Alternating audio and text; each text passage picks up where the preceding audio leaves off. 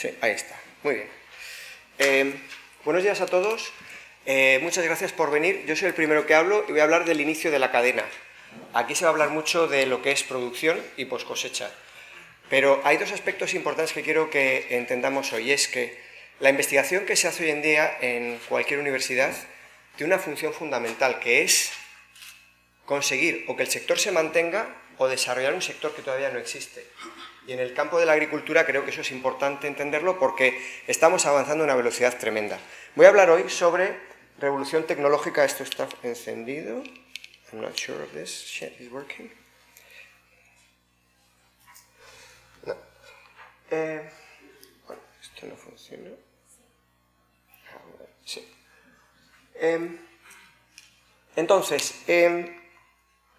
hace ya 7-8 mil años que empezamos con la agricultura, y de los últimos 7-8 mil años hasta aproximadamente 1975, una de las cosas que hemos intentado, hemos hecho con bastante rigor y cada vez mejor, ha sido coger individuos que tenían características que nos podían interesar y que, centrándolo, podría ser una velocidad más lenta de maduración, una resistencia a plagas, una mejora de la calidad, una mejora del tamaño o algo así, y cruzarlo con otro individuo para obtener aquello que nos interesa. En esta imagen que veis aquí es una imagen moderna de una tecnología que se ha desarrollado a partir de lo que se llama mejora clásica antigua.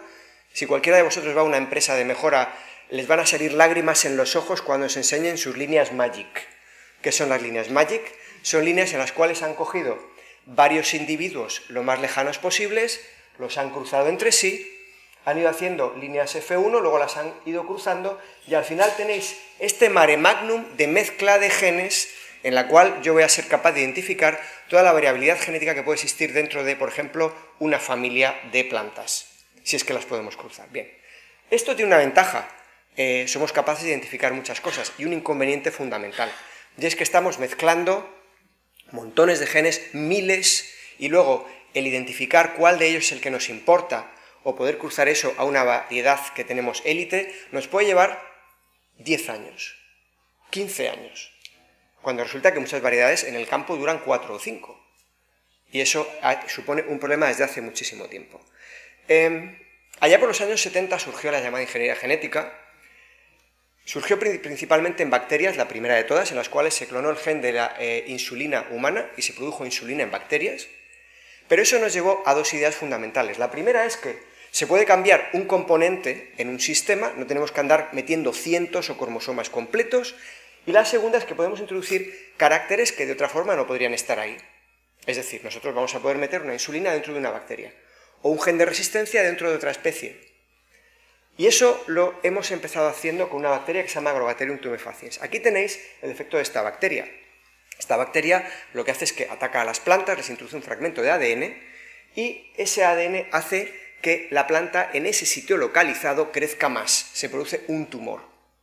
Esto a nosotros no nos interesa, pero la modificación genética primero de esa bacteria nos llevó a desarrollar estos vectores que nos permiten obtener plantas transgénicas, en los cuales hemos quitado los genes que no nos interesan en la bacteria, y aquí, fijaos en esto, tenemos el gen que nos interesa a nosotros, que queremos introducir. Pero esto surgió también con un problema adicional, y era que esta tecnología suele llevar lo que se llama un gen o marcador que yo quiero seleccionar, de manera que yo pueda diferenciar entre aquellas células que son transgénicas, que llevan dentro ese gen que me puede interesar a mí, y aquellas que no. Y esto, como digo, supone un problema. Este es el punto por el cual empezó la lucha contra las transgénicas por parte de los partidos, fundamentalmente por Greenpeace y el Partido Verde Alemán. Hay dos problemas adicionales en esto. Uno de ellos, que no ha quedado claro, pero que explico aquí, es que la metodología que tiene Agrobacterium de producir organismos transgénicos es que introduce su ADN y aquel cae al azar, cae en cualquier sitio del genoma. Y eso significa que yo puedo tener un problema de variabilidad en la expresión y en muchos casos puedo llevar a cabo una mutación insercional. Tal es así que en Arabidopsis se llevó a cabo una mutagénesis insercional masiva. Se obtuvieron 200.000 mutantes, de manera que tenemos 5 o 6 mutaciones para cada gen. Y si a mí mañana por la mañana digo, mira, yo quiero trabajar en resistencia a Fusarium, te vas a la página web, te buscas los genes de resistencia a Fusarium de Arabidopsis y pides las líneas en las cuales esos genes están mutados.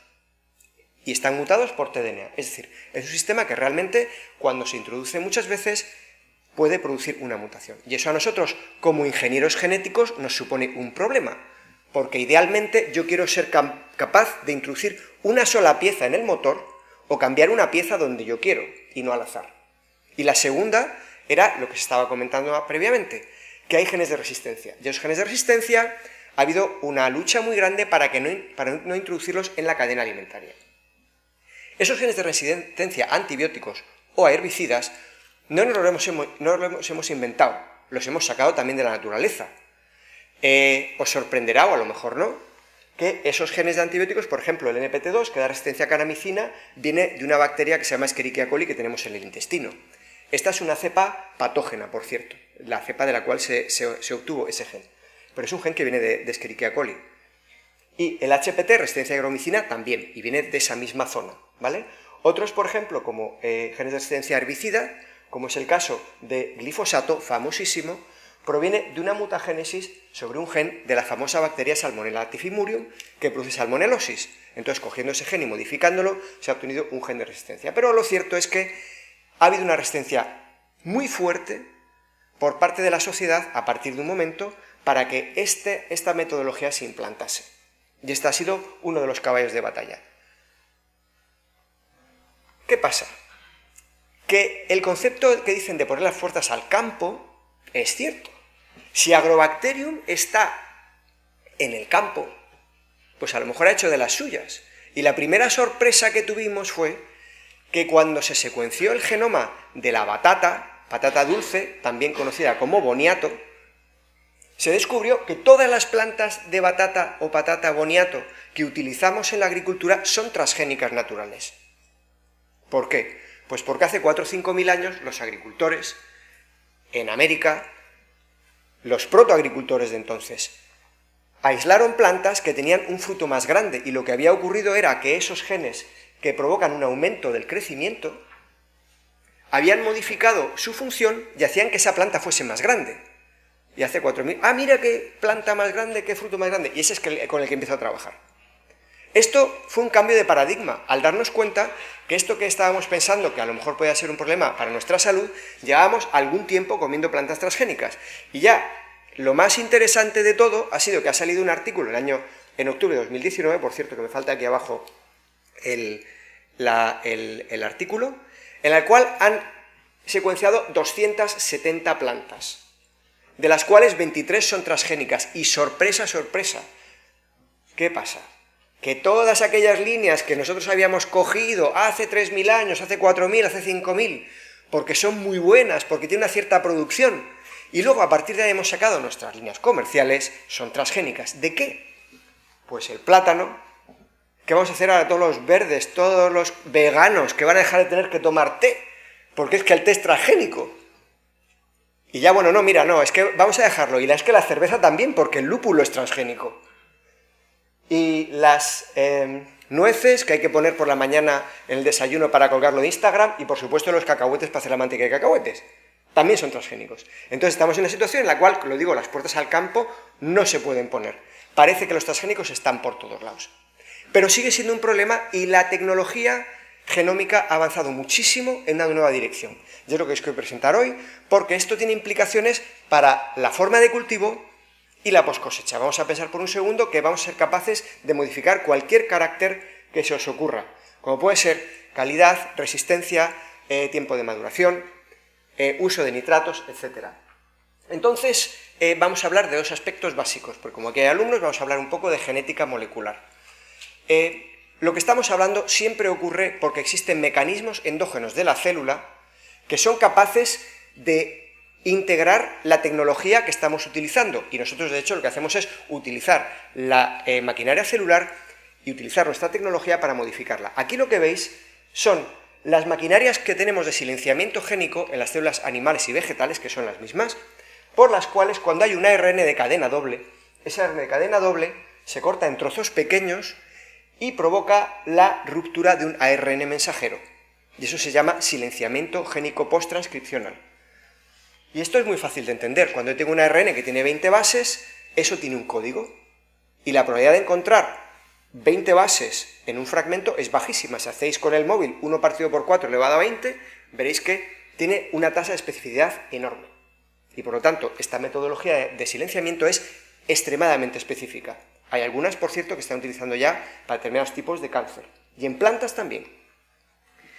¿Y qué es lo que se ha visto? Que nosotros somos capaces de coger un fragmento de ADN, clonarlo en un virus de ARN de cadena doble, y sencillamente, dándole con el spray a la planta, soy capaz de silenciar un gen de forma localizada. Y no necesito transgénicas.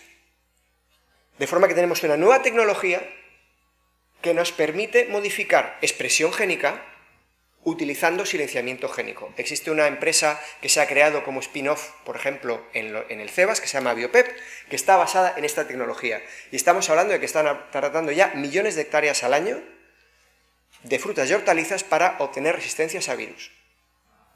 Esto es una verdadera revolución.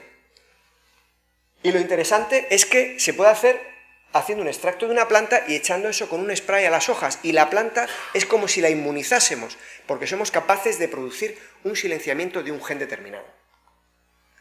Aquí veis un ejemplo gráfico, que es un ejemplo de laboratorio, es decir, soy capaz de ver si ese sistema funciona o no. ¿Qué vamos a hacer? Meterle caña a un gen que no quiero destruirlo, solo quiero demostraros que funciona. ¿Cuál voy a coger? El gen de la fitoenodesaturasa, que es un gen de síntesis de clorofila. ¿Qué ocurre cuando me cargo un gen de síntesis de clorofila? Aquello se queda blanco. Y aquí tenéis la planta con el virus estándar, y aquí tenemos la planta en la cual se ha introducido un fragmento del gen fitoenodesaturasa en tomate. Y veis que se producen sectores completos en los cuales la planta no produce clorofila. Es decir, esto me permite modificar a placer cualquier gen. Y este sistema no es transgénico. Pero hay un paso más que está en todos los periódicos. Lo habréis visto porque hay artículos de un chino que ha dicho que ha sacado 2 niños que son resistentes al virus del SIDA. Hace unos meses hubo un escandalazo en todo el mundo que se llama la metodología CRISPR-Cas.